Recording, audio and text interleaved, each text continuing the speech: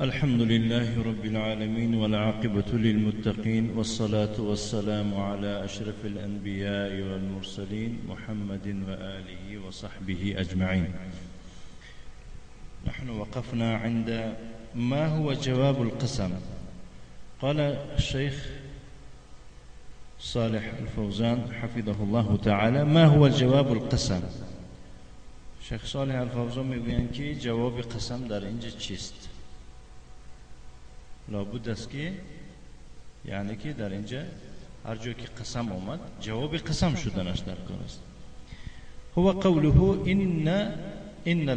ان الانسان لفی خسر، یعنی جواب قسم قول الله سبحانه و تعالی است که ان الانسان لفی خسر، به درستی انسان در زیان است. اساسا جواب قسم سه چیز می شود. فهمیدید؟ این حرف نفی و لام. ان الانسان لفی خسر، این جواب قسم شده است. این. دویم مثال: والتين والزيتون وطور سينين وهذا البلد الأمين لقد خلقنا الإنسان في أحسن تقويم. لام در اینجا جواب قسم شده است. خب یا گفتم حرف نفی میگه: والضحى والليل إذا سجى، اکنون جواب قسم میاد: ما ودعك ربك وما قلى. در اینجا ما مثلا جواب قسم شده است. مهم: الانسان جمیع بنی آدم، انسان یعنی که جمیع فرزند آدم در نظر دارد. لم یستثن احدا، لا الملوك ولا الرؤساء ولا الأغنياء ولا الفقراء ولا الأحرار ولا العبيد ولا الذكور ولا الإناث. خلاصه وقتی که الله سبحانه و تعالی گفته است که به درستی انسان در زیان است، جمیع بنی آدم در زیان است گفتگی کرد. استثناء نکرد، یعنی که جدا نکرد، اسکلچت نکرد. یگان کسی را، نه پاسچاها را، نه راهبرها را، نه بایها و نه کمبغلها را، نه آزاد و نه غلامها را، نه مردان و نه زنان را. خلاصه بدون استثناء همه اینها در زیان داخلند. فعل فی الانسان للاستغراق، علی که در انسان است، یعنی که الانسان به بسیار معنی میگوید. در اینجا میگوید به معنای استغراق است. استغراق یعنی همه چیز رو، همه را فرا میگیره، همه را در بر میگیره. فهمیدید؟ معنای استغراق آن است که همه جنس آدم را در بر میگیره. کل بنی آدم فی خسر، تمام فرزند آدم در زیان است. ای فی خسارت و هلاک اذا ضیعوا هذا الوقت الثمین، تمام فرزند آدم در زیانند، در خسارتند، در هلاکند وقتی که ضایع کنند این وقتی گرانبها را. اذا ضیعوا هذا الوقت الثمین، وقتی که چیکار کنند؟ ضایع کنند، بای دهند، از دست دهند این وقتی گرانبها را. واستعملوه فی معصیت الله، و کدام وقت انسان زیان میکند، بنی آدم زیان میکند، در هلاکت است، وقتی که استفاده برند این وقتی گرانبها را در معصیت الله، نعوذ بالله، وقت در شراب نوشی، در زناکاری، در بیهوده‌گردی و در کارهای لغو گذرانند.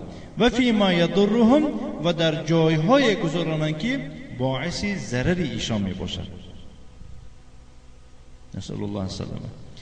و هذا الوقت الذي هو رخيص عند كثير من الناس، این وقتی گرانبهایی که الله همچون نعمت برای من شما عطا فرموده است، ارزان و هیچ چیز است در نزد بیشتری از مردم.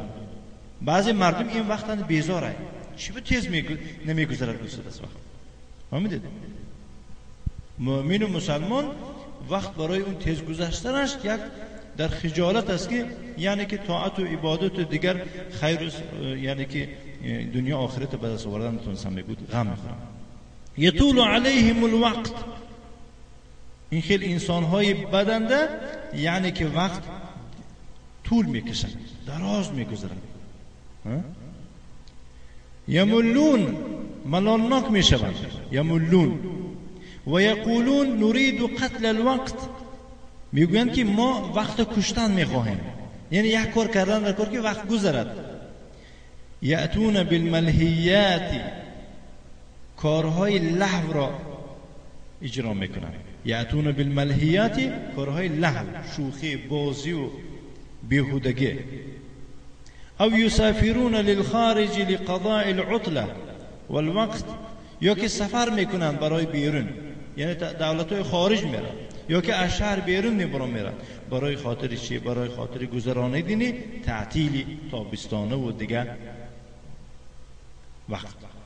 او یضحکون و یمزحون لقطع الوقت، یا برای خاطر وقت را بریدن، یعنی وقت را گذراندن، خنده و مزاح ها میکنن، مسخره ها میکنن. فهؤلاء الذين قطعوه وضيعوه سيكون خسارة وندامة عليهم يوم القيامة. این کسانی که وقت را قطع کردن و ضایع کردن، از دست دادن، خاری و پشیمانی، زیان و پشیمانی میشد این کارشون بالایشون در روز قیامت. و هو مصدر سعادتهم لو حافظوا علیه، اگر این یک سرچشمه خوشبختی اونهاست اگر به شرطی که او را محافظت کنند.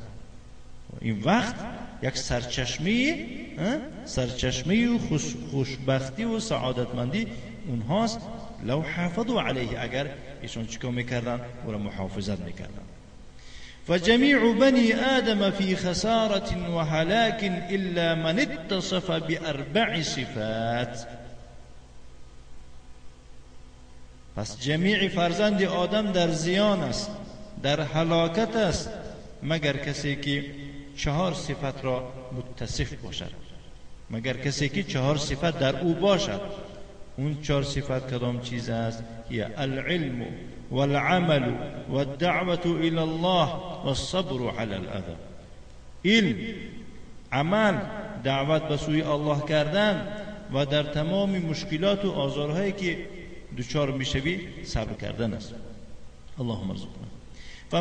فمن اتصف بهذه الصفات الاربع نجا من هذه الخساره. پس کسی که به این 4 صفت دار باشد نجات مییابد از این زیان. ولا يمكن الإيمان بالله إلا بالعلم الذي هو معرفة الله. ممکن نیست ایمانی به الله، یعنی به الله ایمان آوردن هیچ ممکن نیست مگر به طریق علم، الذي آن علمی که مراد از او شناختن الله باشد، به توحید، یعنی در توحید. واقعا یعنی که همین موعظه ها در بسیار آدم ها تاثیر نمیکنه برادر. همین موعظه ها، همین نصیحت های شیخ ها بسیار آدم ها اینها را خیلی شیخ ما میگن که چنین موعظه ها را انسان خونده وقت گران ندونسته، وقت ضایع میکنن، به مانند یک مرداری هست که او را به کارد زدن میگیری، یکون دردش داد وای نمیزنه. برای ما علما گفتن که ما لجرح میت ایلام، یعنی که یگون جراحت در آدمی مرده یعنی که علم آور نیست، مرده است. یعنی با گفتنی ما آن است که بسیار آدمایی که به مانند هم یک مرداری هست که یک مرده هست که دیگه هیچ او دادم نمیزنه وایم نمیزنه.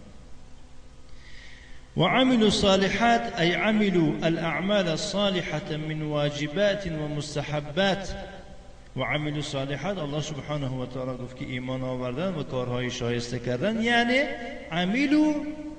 عمل کردن. چگونه عمل رو کردن؟ چی کار کردن؟ الاعمال الصالحه،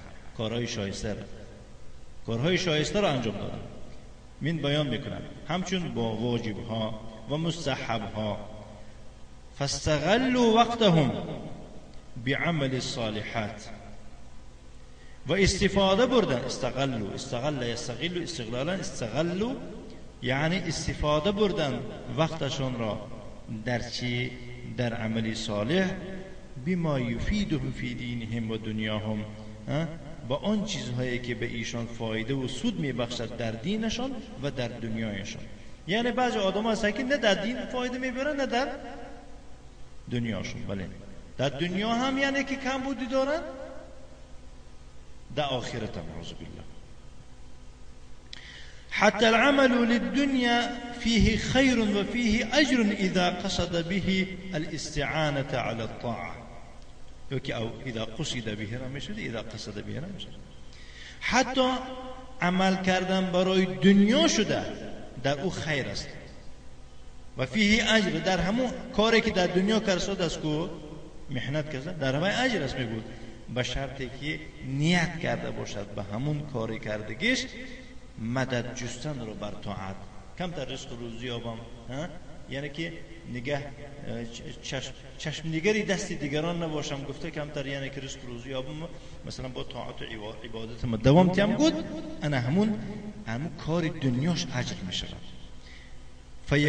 فکیف بالعمل للآخره. اکنون میگو شما چی میگوید در حق اون آدمی که عملی آخرت میکند مگر او اجر نمیگیرد؟ انسانی که عمل دنیا رو کند که اجر گیرد به سبب نیت خوبش، اکو شما چی میگوید در حق اون آدمی که یا که در شأن اون آدمی که کاری آخرت میکند مگر اجر نمیگیرد؟ البته میگیرد. المهم انك لا تضيع الوقت، لا تضيع الوقت. خلاصه یا که مهم این است که تو وقت باید ضایع نکنی، بل تستعمله في شيء يفيدك وينفعك، بلکه بجای ضایع کردن وقت تو باید او را استفاده بری در یک چیزی که همون چیز به تو سود و فایده بخشد. وتواصوا بالحق، گفت الله سبحانه و تعالی، یکدیگر را به حق سفارش کردن. این چیست؟ یعنی هر کس نمیتوند یکدیگرش مثلا امر معروف و نهی منکر کنه برادر. همون آدمی که میدوند امر به معروف میکند، کسی که منکر میدوند آدم از منکر یک کس باز میدارد. این برای خاطر یک کس امر به کارهای پسندیده کردن یا که از کارهای ناجویه باز داشتن، برای این در کار است برادر. امروا بالمعروف یعنی امری به معروف میکنند و نهوا عن المنکر از کارهای ناجویه نادرست باز میدارند. و دعوا الى الله عز وجل، بسوی الله عز وجل مردم رو دعوت میکنند. و علموا العلم النافع، علمی فایده آور را تعلیم میدهند. و نشر العلم والخیر فی الناس، در بین مردم علم و خیر را نشر میدهند، پهن میکنند. اصبحوا دعاتا الى الله عز وجل، داعیانی بسوی الله میشوند. و تواصوا بالصبر، یک دیگر را، این چهارم صفت، به صبر سفارش میکنند. یعنی صبروا علی ما ینالهم، صبر میکنند به چیزی که به ایشان فرود می آید. ما ینالهم، به ایشان چیزی که میرسد، هر مشکلاتی که به ایشان میرسد صبر میکنند. و صبر فی اللغه الحبس، والمراد به هنا حبس النفس على طاعة الله وهو 3 انواع. صبر میگوید در لغت اساسا حبس کردن است، باز داشتن است. مقصد از صبر در اینجا نفس را نگه داشتن است بر طاعت الله. و هو 3 انواع، صبر 3 خیل می شود، 3 نمود می شود.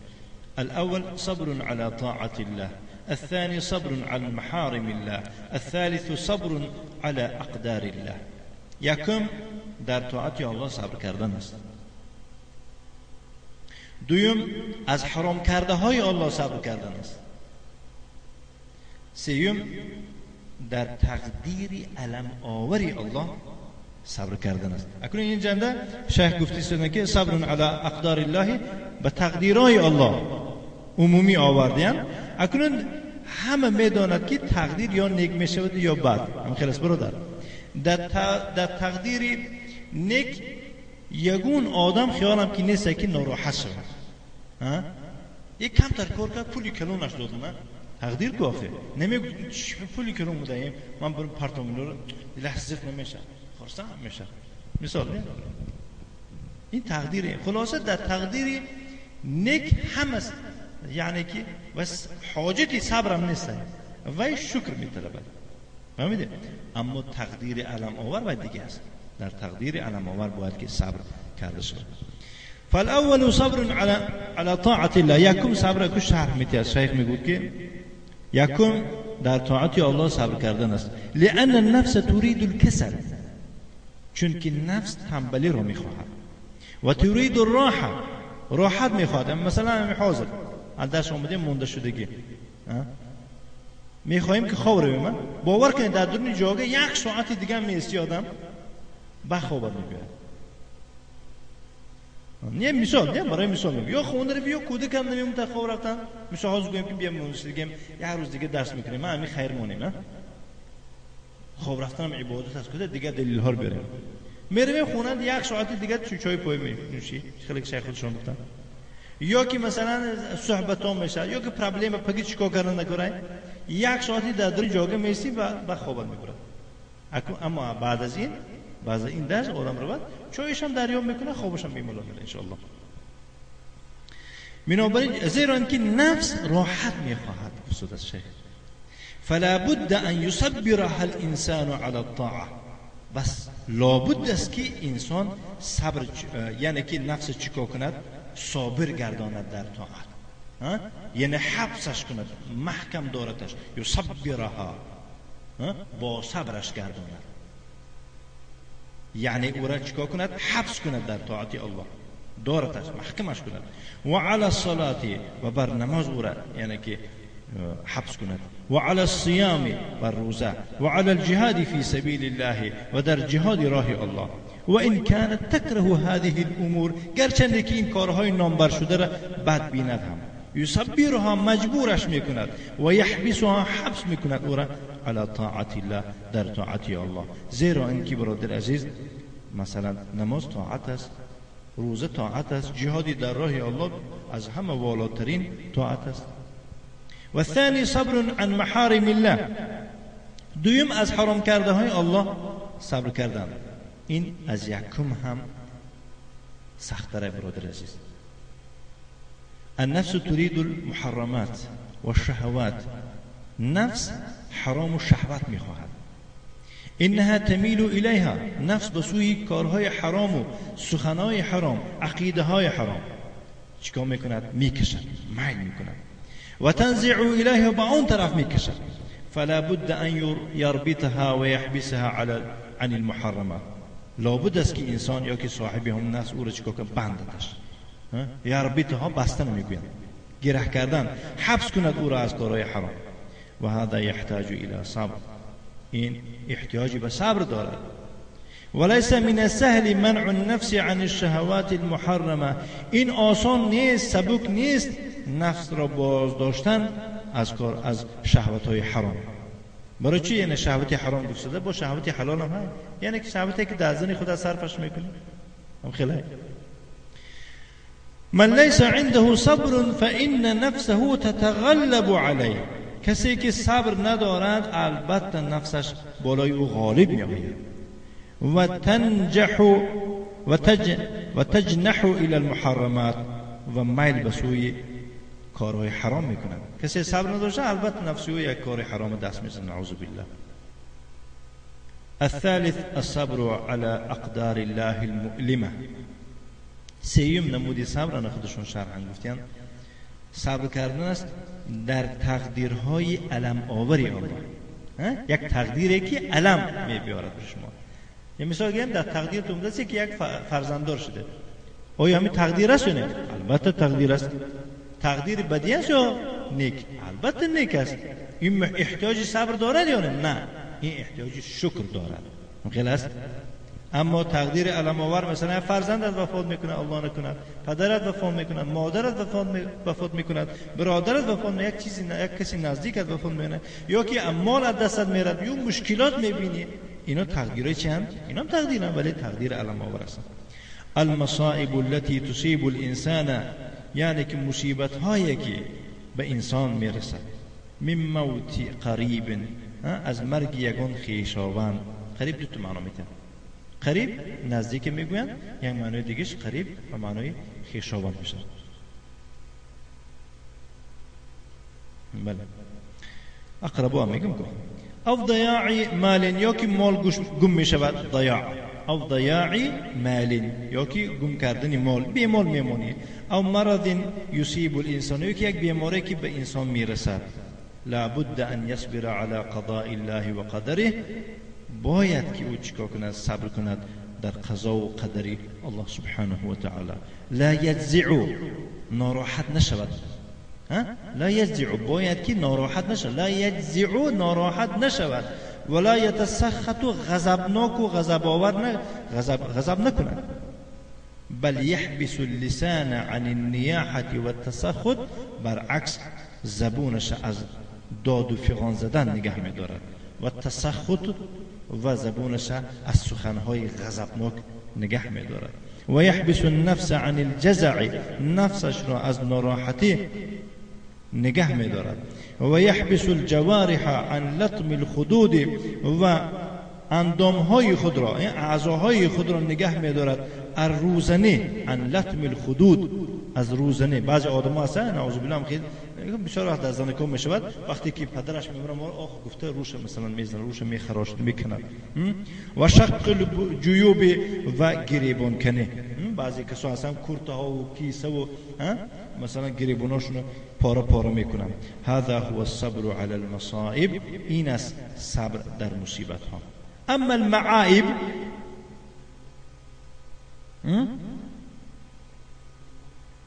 لطم الخدود روزنی لطم زدن میگوین خدود رخساره رو شق الجیوب پاره پاره کردن گریبان ها بله هذا هو الصبر على المصائب این است صبر در مصیبت ها اما المعایب اکنون عیب ها چیست فلا يصبر عليها در عیب ها یعنی که صبر نمیکنه یعنی انسان یک عیب کنه یک عیبی که از خودتون صادر شده است و این به تقدیر الله است لیکن این مصیبت نیست و عیب است مثلا انسان طاقت نکرد یک دروغ گفت دزدی کرد یک مثلا چیکار کرد زنا کرد نعوذ بالله این عیب شد که ولی این به تقدیر الله است خلاص فلا يصبر عليها اكو شد که شد کردن تمام نه خیر نمی اینا صبر نمیکنه این صبر ندارد بل یتوب الی الله بلکه در چنین کارها توبه به سوی الله میکنه و ینفر منها از چنین کارها میگریزد ولكن عند المصائب التي لا دخل لك فيها اما در وقت مصیبت هایی که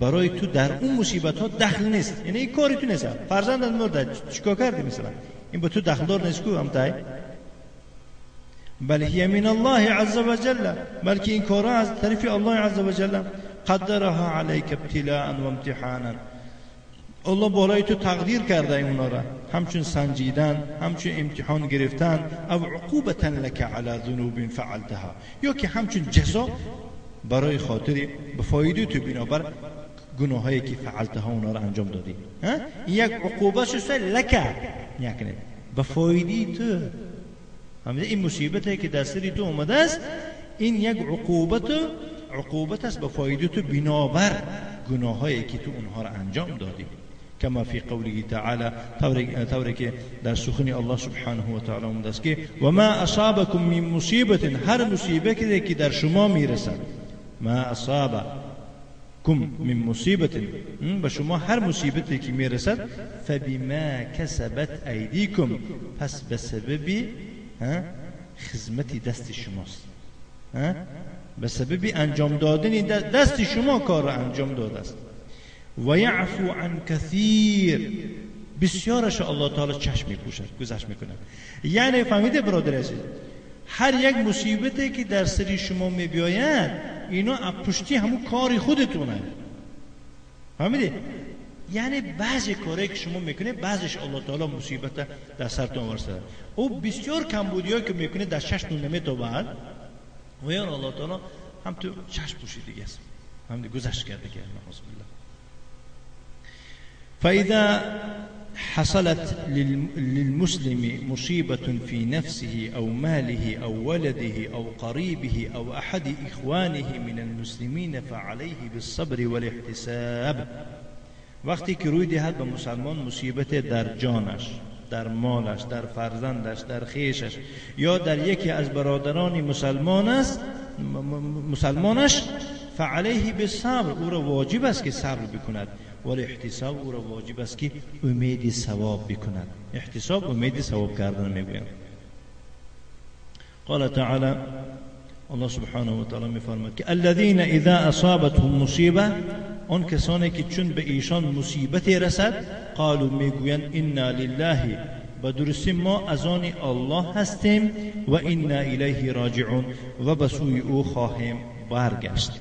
اولئک علیهم صلوات من ربهم و رحمه، اونها را بالایشان درود هاست از جانب پروردگارشان، یعنی آمرزش هست برایشان از جانب پروردگارشان، و رحمت و مهربانی است از جانب پروردگارشان بالای ایشان. و اولئک هم المهتدون، همونها هستند راه یابندگان، راه یافتگان همونها هستند. هذا هو الصبر، این است صبر. و من ذلك الصبر على الاذى في الدعوه الى الله عز وجل، از جمله صبر کردن است در مشکلات در راه الله، در راه دعوت به سوی الله. فان هذا من المصائب، اینم یک از گروه مصیبت ها هست. فعليك ان تصبر على ما تلقى من الاذى في سبيل الخير، واجب است بر تو صبر کردن به آنچه که تو گرفتار میشوی، دوچار میشوی از مشکلات در راه خیر. ولا تنثني عن فعل الخير، از انجام دادن کار خیر میل نکن، با یعنی نگردی، رو نتابی. لا تنثني،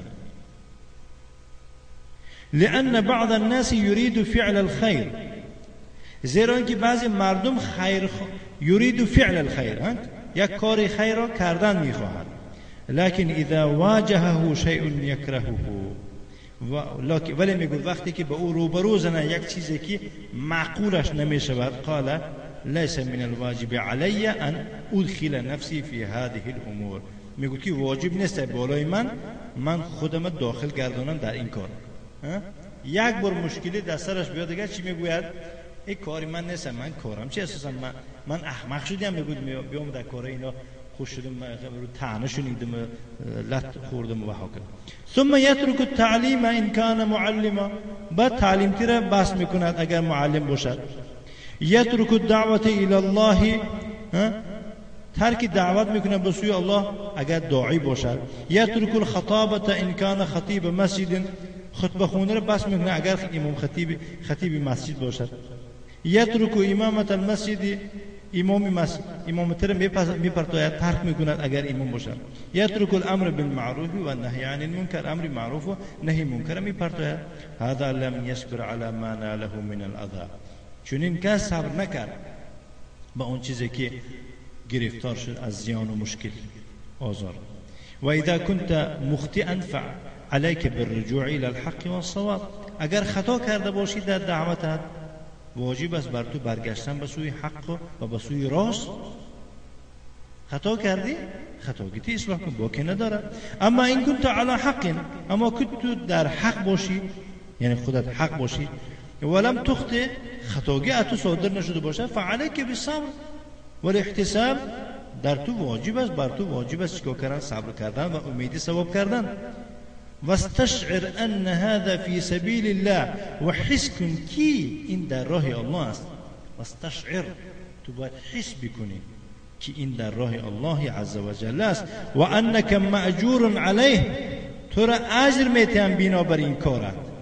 انک مأجور یعنی تو صاحب اجر و ثواب و پاداش میشی. و تذکر ما حصل للانبیاء علیهم الصلاة والسلام، بخاطر بیار اون چیزی که روی داد برای پیغمبران علیهم الصلاة والسلام، من الاذى، از اون آزار و زیان هایی که بالایشان فرود آمد. و کیف صبروا، چه خیلی صبر کردند. و جاهدوا فی سبیل الله، در راه الله چه خیلی جهاد ها کردند، مبارزه کردند. حتی نصرهم الله عز و جل، تا آن اندازه که الله ایشان را نصرت و پیروز گردانید. وصلى اللهم وسلم على نبينا محمد وآله وصحبه وسلم تسليما مزيدا.